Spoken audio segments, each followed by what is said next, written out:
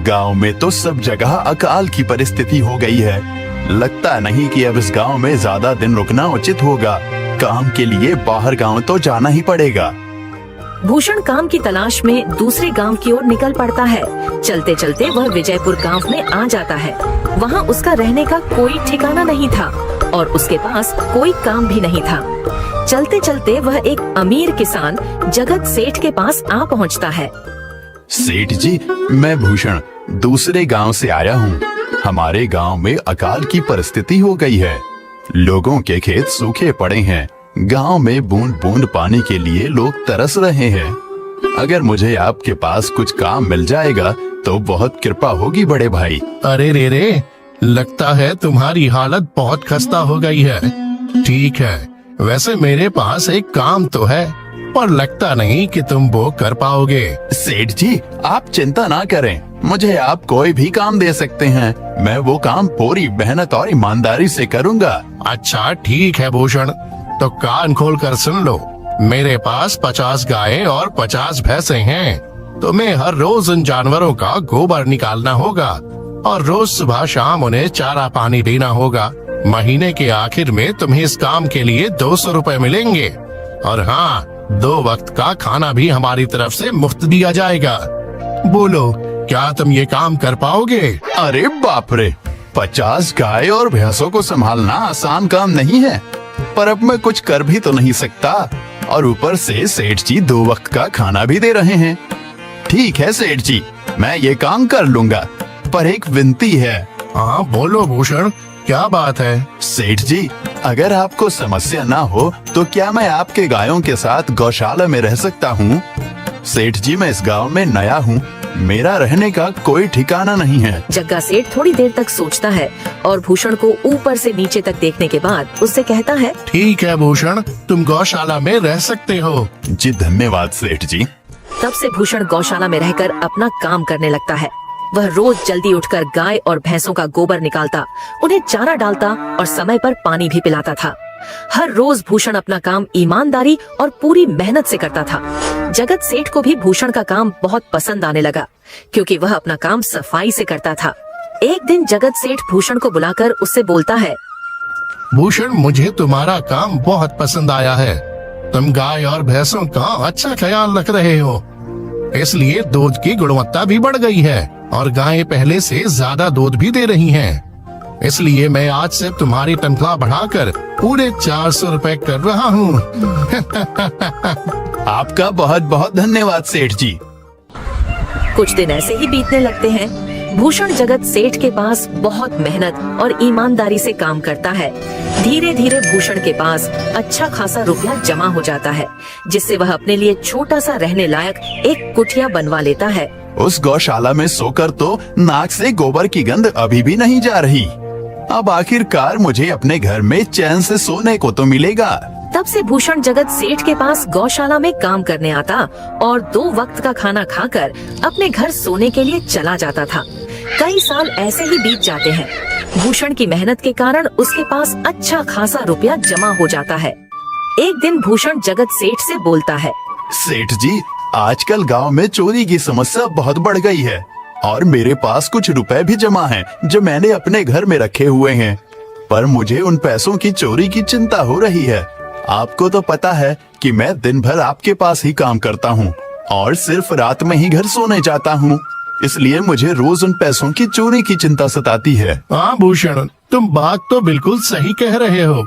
आए दिन गांव में नए नए चोरी के किस्से सामने आ रहे हैं और दिन भर तो तुम्हारा घर खाली ही रहता है, तो चोरी होने की संभावना तो जरूर है। जगत सेठ थोड़ी देर सोचता है और फिर भूषण से कहता है, देखो भूषण, ऐसे समय में तो गांव में एक ही जगह है जहां पर तुम्हारा धन सुरक्षित रह सकता है, और वो है जमींदार का घर। क्या जमींदार का घर? हाँ भूषण, इस गांव के जमींदार बहुत ईमानदार और दयालु हैं। ऐसा मैंने कुछ लोगों से सुना है और उनके घर पर बहुत सारे पहरेदार भी हैं। तो चोरी होने की संभावना बहुत कम है।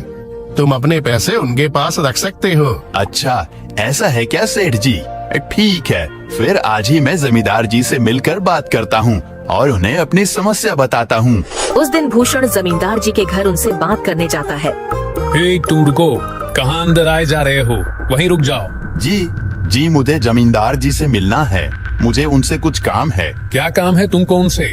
मुझे जरा बताओ। जी, मुझे कुछ पैसे रखवाने थे उनके पास। यही काम के लिए आया था मैं। अच्छा ठीक है, तुम अंदर जा सकते हो। नमस्ते जमींदार जी, मैं भूषण जगत सेठ के यहाँ काम करता हूँ। कुछ साल पहले ही मैं दूसरे गांव से यहाँ आया हूँ। अच्छा भूषण, बोलो तुम्हारा क्या काम है मेरे पास? जमींदार जी, मैं सालों से जगत सेठ के पास काम कर रहा हूँ और मैंने कुछ रुपए भी जमा कर लिए हैं। पर बात यह है कि गांव में चोरी की समस्या बहुत बढ़ गई है, तो मुझे अपने रुपए घर में रखने से डर लग रहा है। अच्छा, कितने रुपए जमा किए हैं तुमने?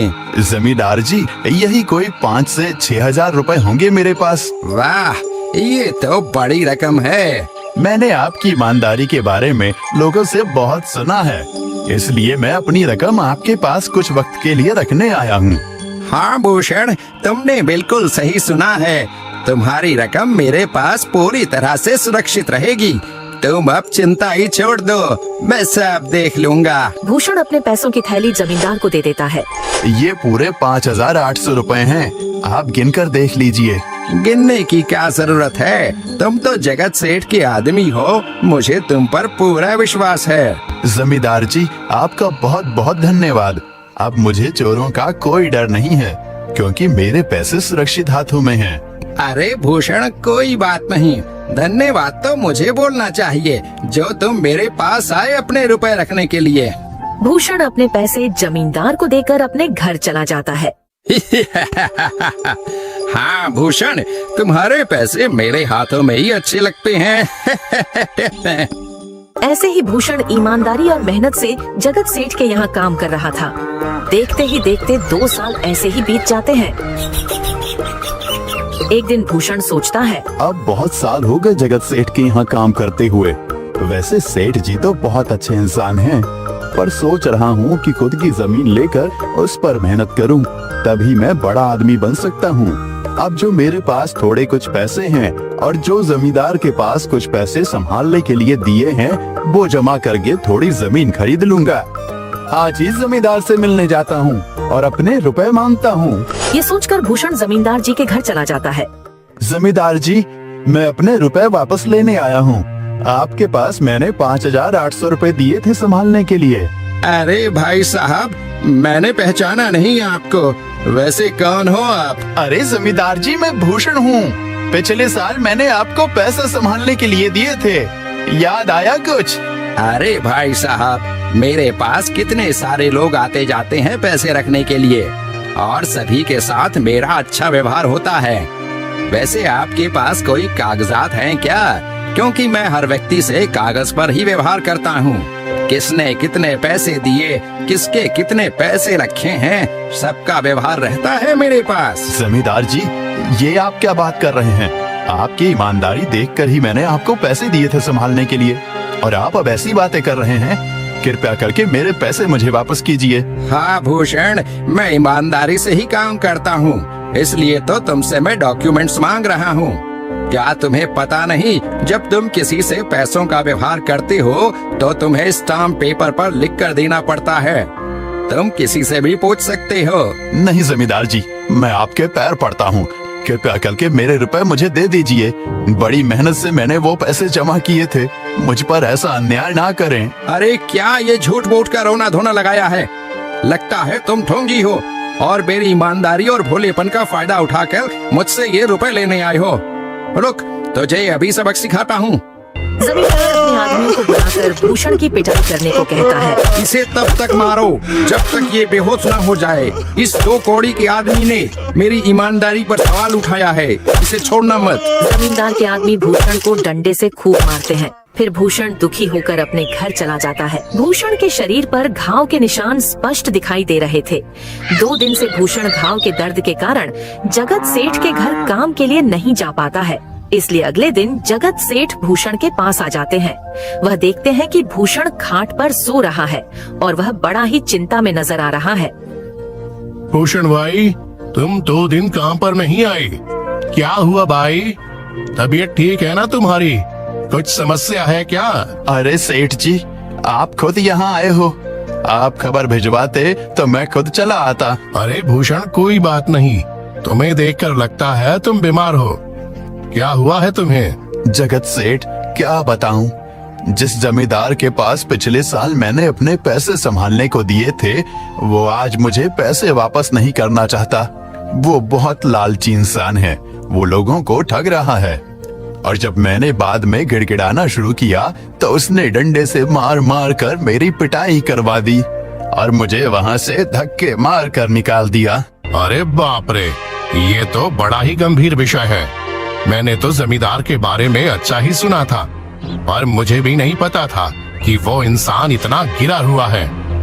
तभी मैं सोचूं, हर साल उसकी संपत्ति इतनी ज्यादा कैसे बढ़ रही है।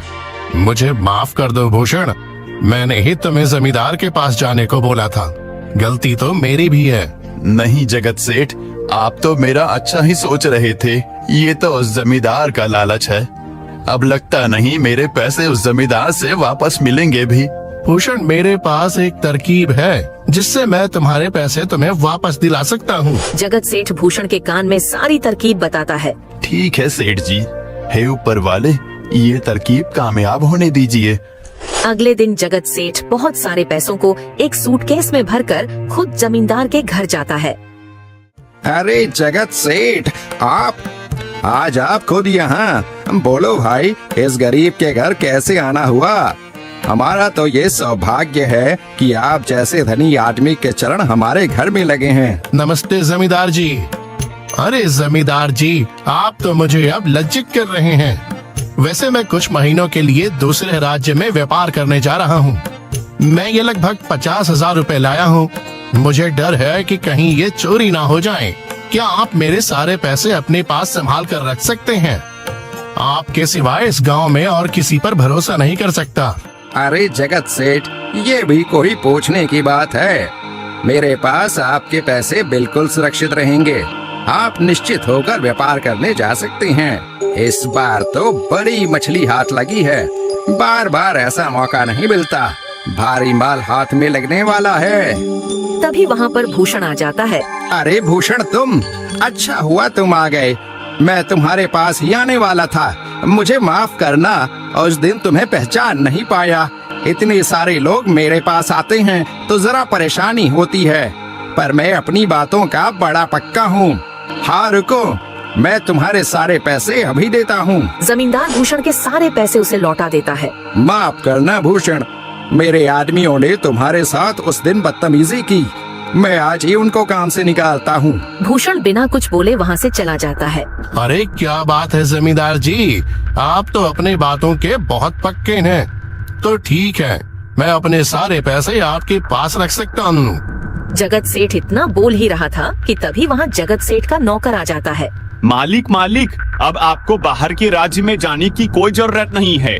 अभी अभी व्यापारियों का संदेश आया है और उसने कहा कि वो खुद हमारे गांव आ रहे हैं। अरे ये तो बहुत बढ़िया बात हुई।